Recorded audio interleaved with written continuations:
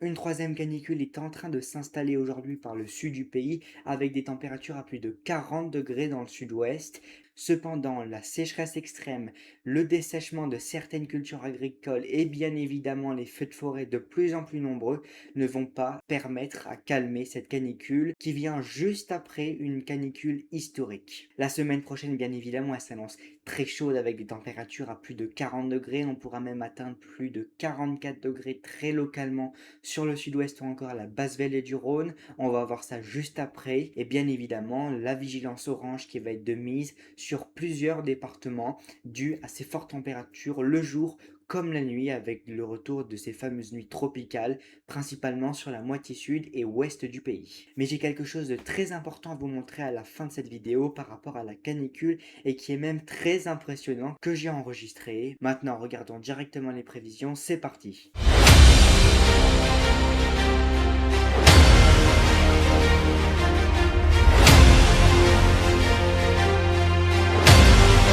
C'est parti, alors on va commencer avec le modèle JFS.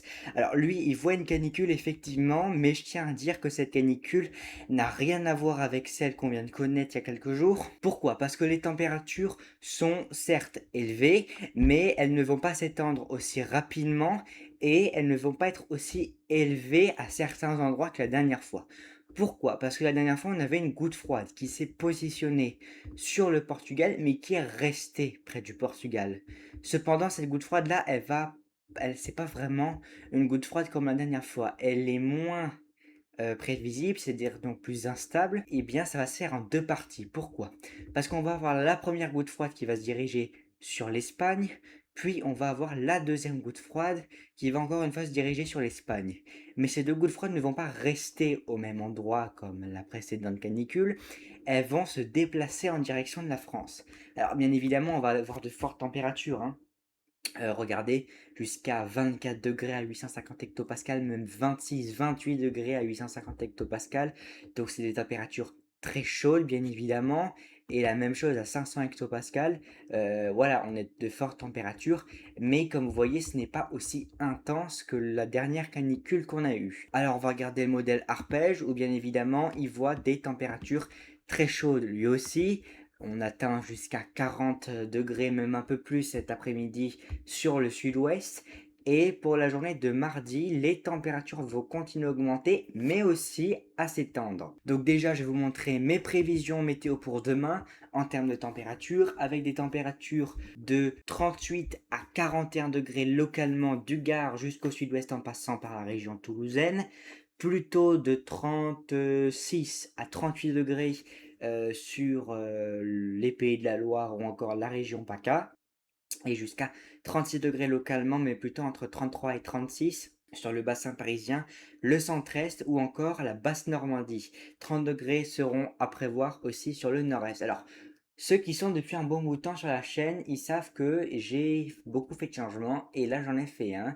Là ce sera le dernier changement a priori pour la carte.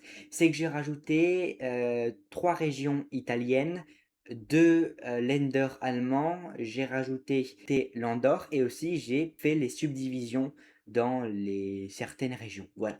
Donc ça c'est les températures pour demain. Sinon côté vigilance, eh bien on va avoir, excusez-moi, voilà, la vigilance orange de la Vendée jusqu'aux Alpes de Haute-Provence en passant par le sud de la France, et jaune sur une bonne partie du bassin parisien ou encore du centre-est et les Alpes-Maritimes, et aussi alerte orange pour le canton du Tessin en Suisse. Alors, cette vigilance, bien évidemment, orange devrait s'étendre sur une bonne partie, sur le centre, sur le nord-est aussi. Alors, regardez les températures donc pour mardi, où on devrait dépasser facilement les 40 degrés de l'Aude jusqu'au Pays de la Loire localement, avec des pointes localement jusqu'à 44 degrés sur la Gironde ou encore la Charente-Maritime. Alors plus 42 que 44, hein. Mais cette canicule, comme je vous ai dit, elle devrait s'étendre jusqu'au nord-est, jusqu'à l'Alsace précisément, ou encore sur les régions centrales. Et il faut surveiller aussi quelque chose d'autre. Alors cette autre chose, et je vais vous montrer c'est quoi. Déjà, regardez les rafales de vent à 10 mètres et on peut se rendre compte que déjà pour la journée de demain, on va avoir encore de fortes rafales de vent sur la vallée du Rhône, ou encore sur le centre-est en général, attendu avec jusqu'à 60 km/h localement.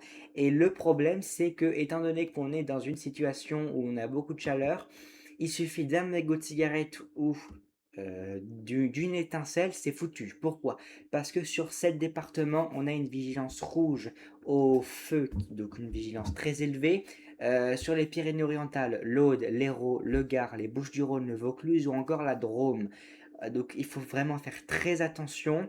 Le seul département qui n'est pas en vigilance, c'est le département du Doubs. Mais pour la journée de mardi, ça devrait s'étendre. Alors, cependant, pourquoi il y a peu eu d'alerte rouge autour de la Méditerranée? Simplement parce que pour la journée de mardi par rapport à lundi, si vous regardez les températures de lundi, elles sont un peu plus élevées que mardi autour de la Méditerranée, mais de pas beaucoup. Et juste ça, ça y fait. Mais aussi parce que le vent n'est pas aussi fort que pour la journée de demain. Ensuite, pour les journées prochaines, pour la journée de mercredi par exemple, la canicule va légèrement s'affaiblir sur le sud-ouest, mais toujours très forte autour de la Méditerranée avec des températures très chaudes, hein, clairement, entre 40 et 44 degrés. Et si vous vous demandez pourquoi elle faiblit sur le sud-ouest, eh bien simplement mercredi, attendez, voilà, parce que on va avoir un tout petit, alors c'est vraiment des tout petits systèmes dépressionnaires, tout petits, qui se forment comme vous voyez, mais aussi des fois les mouvements de masse d'air et le vent type galerne. Alors je vais vous montrer ça, voilà. C'est sûr que si je mets pas le vent, on va pas, voilà, on va pas aller loin. Mais vous voyez qu'on a la galerne qui se met en place, le vent de galerne, donc ça permettra de faire légèrement chuter les températures à cause d'une petite dépression. Les températures nocturnes, comme vous voyez, elles sont très élevées, hein. On atteint au meilleur de la nuit à peine 28 degrés sur la Méditerranée, plutôt 26 dans les régions centrales. C'est plus frais dans l'ouest, effectivement.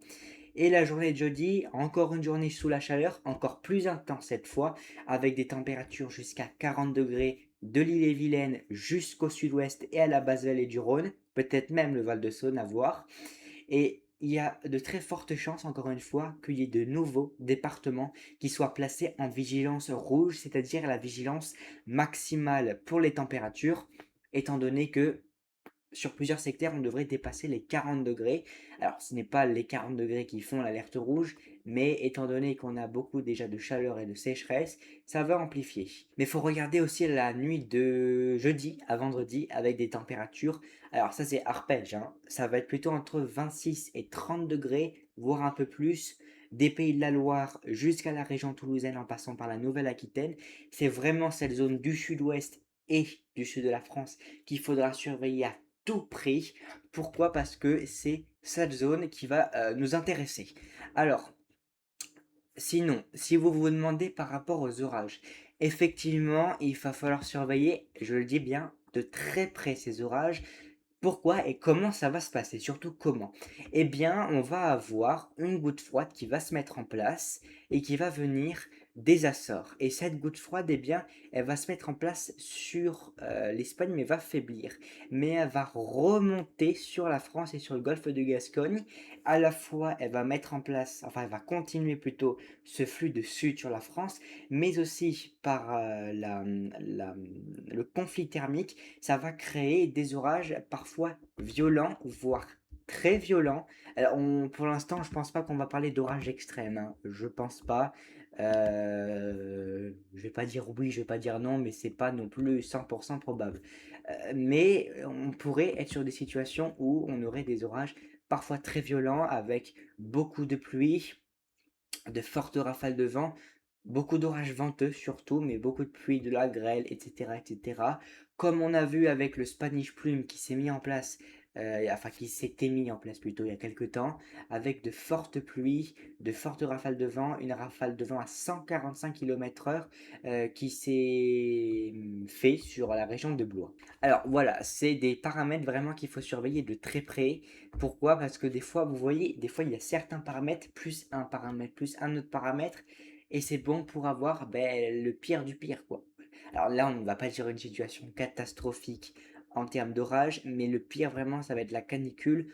Pourquoi? Parce que étant donné qu'on a déjà eu une canicule en mai, enfin en fin mai même, une canicule en fin juin, une canicule début juillet, eh bien le sol n'a pas le temps de se revigorer, l'atmosphère est très chaude à certains endroits parce qu'il faut, c'est pas parce que la température n'est pas chaude que l'atmosphère n'a pas encore une certaine chaleur, même si une partie part bien évidemment. Mais c'est très dangereux tout ça, parce que suivant ce qui se passe par la suite, bah, ça peut être pire, voilà. Alors, Icon, qu'est-ce qu'il nous dit? Icon, il nous dit de fortes températures, vous voyez sur le sud-ouest, le sud de la France, ça peut remonter mais timidement sur le nord du pays, très timidement, voilà. Par contre, GFS, lui, ne voit pas timidement les températures qui vont remonter. Lui, il voit clairement les températures qui remontent jusqu'à 42, voire 43 degrés sur la région Île-de-France, ainsi que sur le bassin parisien en général. Ça devrait peut-être se décaler sur le nord-est. Possibilité, encore une fois, d'alerte maximale. Et a priori, elle devrait se finir pour le début de la semaine prochaine. C'est pas sûr. Alors, finir sur le nord du pays parce que sur le sud, ça va continuer. Voilà.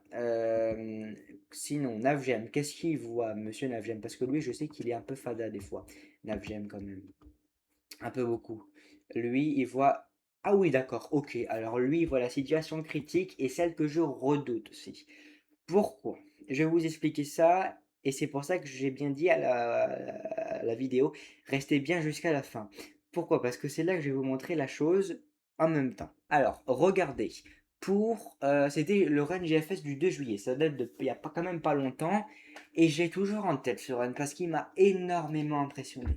Alors déjà pour la journée de mercredi 15 juillet, il voyait des températures sur le sud-ouest jusqu'à 44 degrés et les 40 degrés généralisés sur le sud, l'Alsace, la basse vallée du Rhône et une partie centrale du pays.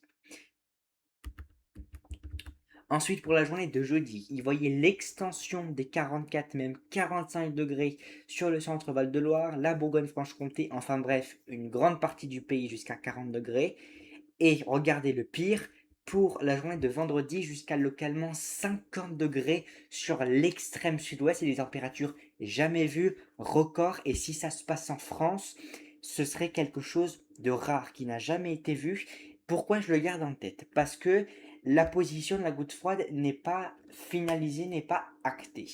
Et ça, je veux que ce soit bien entendu. Parce que dans tous les cas, les canicules ne se ressemblent pas. Voilà, la canicule ne se ressemble pas avec celle qu'on vient de passer.